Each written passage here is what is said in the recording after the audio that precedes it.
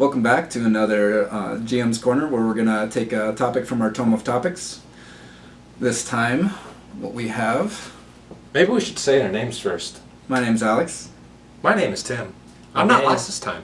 And I'm Scott. I'll be last. And this time on our tome of topics, our topic is... How do you manage or discipline distracted players? Or should you? I keep a sock full of little rubber bouncy balls and just chuck a ball. No, I'm kidding.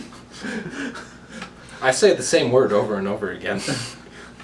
So, you guys walk into this place, they're talking. You guys walk into this place, they're talking. You guys walk into this place. You guys walk into this place. You guys walk... Okay, you finally... Okay, cool. Now we can get on with this. I don't repeat myself. You missed that part. But what did you say? You missed that part. You weren't paying attention. Yeah. You know, I'll do that.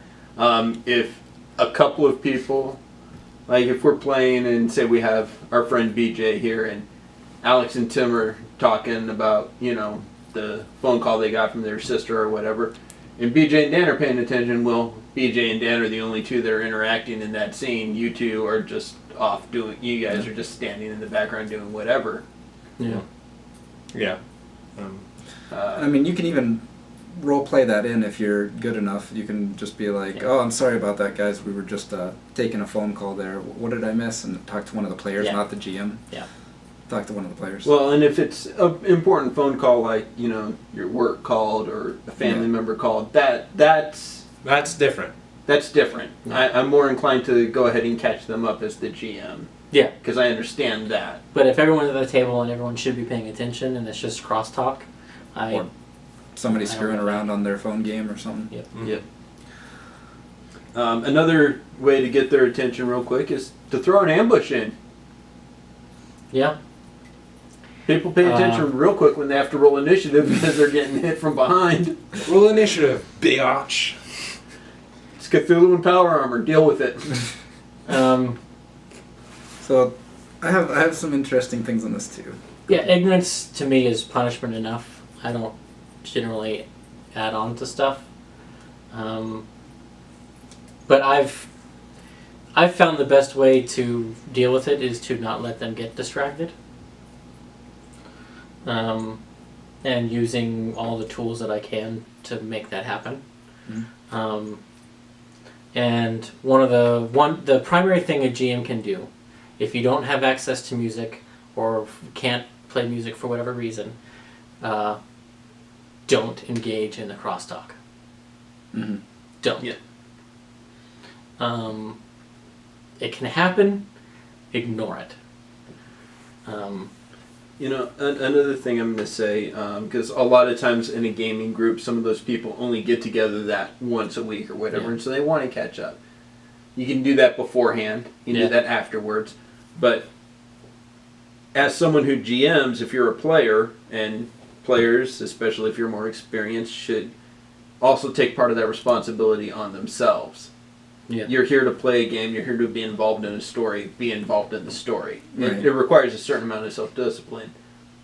And I think for the most part, we're fairly lucky in most of the groups, at least that I'm involved with now, we're pretty good about that. Yeah. Yeah. You know, there may be a little bit here and there, which is natural because we don't see each other every day. Yeah. Well, We're and there's friends. a lull, and if it's somebody's turn, And there's a lull. and they say something, or you think of something, and you tell each other a joke or whatever. You know, But, and what I'll do is if I have to check my phone, I'll wait till Alex and Tim are doing something where they've gone somewhere without me. Well, I don't need to know that information anyway. My character's not there. Okay, let me check my phone real quick. Yeah. And I'll pay just enough attention to know when you need to call me back into the scene. Yep. Yeah. Yeah. So there's a lot of different strategies you can use as a player to help with that. I have a slightly different perspective on this because my job requires me to entertain He actually has a cat of nine tails that he whips people with. 30 people at the same time sometimes. But try doing it with 3 to 5 year olds. Yeah, no thanks. That's why I chose high school. They have learned some amount of discipline, self-discipline by this point, hopefully. Not all of them, but I mean, on that sense, it's not my responsibility to keep them entertained. It's also not my responsibility to keep them doing things necessarily. I mean, I do have some level of responsibility for that, but I do have the ability to go, I'm teaching right now. If you don't want to pay attention, don't distract the rest of my class. Yeah. And so I have a little bit of more power. Whereas in a situation like this, where you're just with your friends, I mean, everyone's here to have fun, so it's kind of the GM's job to entertain people, or at least provide the opportunity for them to entertain each other. Right. Yeah. And the side point of that is that in a game night, not paying attention for a few minutes isn't going to hinder your grades or your ability to get into college, or Yeah. you know, Yeah. It's not you as vital. can't get detention or flunk D&D. Right. Yeah. You can in school.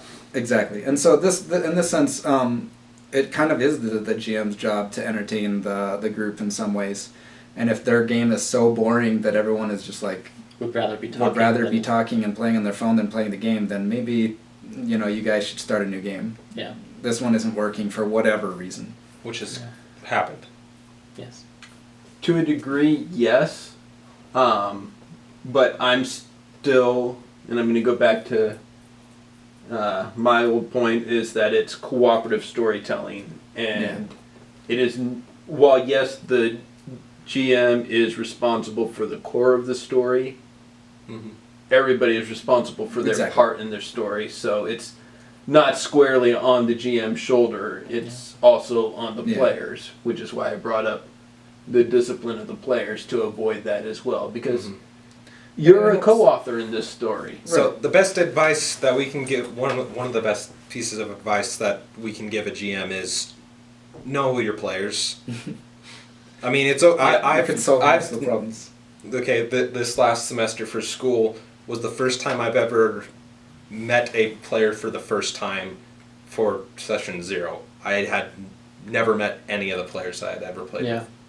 And it actually turned out pretty good. But for most of the time, know your players. Don't just pick up Joe Schmo off the side of the street and expect him to be able to get into this. And especially first-time players are going to have a harder time. And going along with that on those coattails, another piece of advice is talk to your players. Yeah. If you don't know them as well, or if something seems to be amiss, after the session, take that player aside. Hey, what can I do to help you get more engaged? Hey, what are you looking for in this game? Bring it up to them. We're all adults for the most part, And it's it's an important thing as an adult to learn to communicate, and or even a young adult. It's that's why there's school. Exactly. It's as much social as it is academic. Debatable. You're right. For me, it was much more social than academic. Mine was the opposite. I didn't get along with anyone. Yeah. Well, I didn't get in a fight with anyone, but... But yeah, I think the prevention is the best thing. And building that proscenium, which I've mentioned before, is the biggest part of that. Having music, lighting can play into that.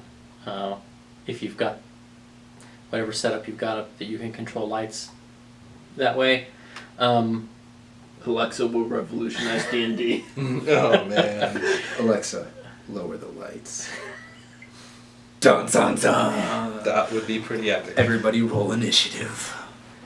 Now, see, that's how I would do it, is Alexa, roll initiative.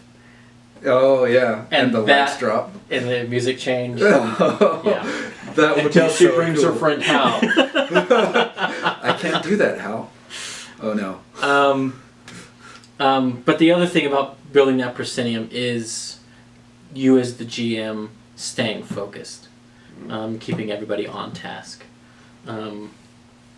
Having put those, 1 to 4 hours into prep time for the Yeah. adventure. Yeah. Yeah, you don't want to have wasted all that time. That's a It'll different happen GM sometimes corner you anyway. can go back and watch. Yeah, and even if, that's why prepping is important. Yes. Even if you're not going to use even if you use less than 30% of it, you've put time in, so you know roughly where you're going, so you can keep them going. Now, once you've got that train going, the players can change the course of that however they're going to change it. But having put the initial impulse into that object, it will continue in motion. Another thing is to remember that one of the cardinal rules of role-playing games is adjust the game how you see fit. Yeah. If you find that a lot of the lull and side conversation happens because you're spending too much time looking up specific rules or specific, you know what? Look it up after the session. Just go with your gut on what needs to work for that role and keep the game moving. Yeah, that's a good idea. And there have been times in the past where I do that. Boom. Something comes up, I roll, we resolve it, go on. End of the Next session. week, Everyone comes back and everyone it's like, comes you back. did it wrong! And either that happens or I say, guys, I did some research, I handled that wrong. The way it should have been done is this, and going forward, this is how we're going to do it. Yeah. But yeah. I do have a problem with that. I think sometimes, especially when I'm running a game, I have problems with, I gotta do it the right way, and rather than just on the spot. Yeah, for your Exalted game. game, like 80% of the time I'm cutting is just us looking up the rules. Yeah. Yeah. Well, And actually ended up being the same 3 rules over and over again. But to be fair, that was your first time running this edition, I believe. Yes. And that was I'd only at even least played it our once. first time playing that game in Yeah. any sense of the word. I'd So- only played the system, or I'd only played the game system once, and it was a pre-gen characters and everything, so it was probably, should have spent more time on researching it, but at the time I couldn't afford it. Side note, as a player, if the DM just calls it, if the GM just calls it, just go with it. Yeah. Even if you want the extra bonus or the different mechanics. Sure, you can look it up later and say, hey, can we do it this way next time? Yeah. But just go with it. Yeah. GM is trying to keep the story moving, trying to keep people engaged. To stop that, to fight about mechanics, is a waste of everyone's time. Destroys the verisimilitude. Mm-hmm. except for those couple of times, that one time where I rules lawyered you and got something awesome out of it. My character lived. If it's life or death for the character, maybe spend a little bit more time on it. Yeah, but even that. Unless it's a good death. Unless it's a good death. But even, like, I usually, and maybe this is, well, it certainly feeds into this, into the potential distraction and derailing of the session. If a player has an argument, by and large, I listen to your guys' arguments. Yes. Yeah. I let you spend 3 to 5 sentences, a paragraph, establishing your case, and I either accept it or overrule it, and then generally we move on. Mm. And being willing to do that also helps. Yes. Because if you are unwilling to do that, that creates a whole other problem. You're going to lose players That's that way. hearkening back Yeah. to the GM versus the players, Yeah. Yeah. which, while was a big part of the origin of the game, is not what the game has evolved into. It is cooperative storytelling.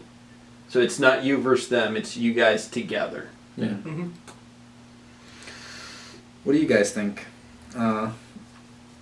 Do you summon Cthulhu in power armor to punish your players? Yep. Do you physically assault your players? 'Cause that's Cthulhu probably doesn't not need right. power armor. It doesn't. Anyway, let us know in the comments below if you have any questions for us. If you'd like us to cover a specific topic, please let us know. We'll add it to the tome. Yep.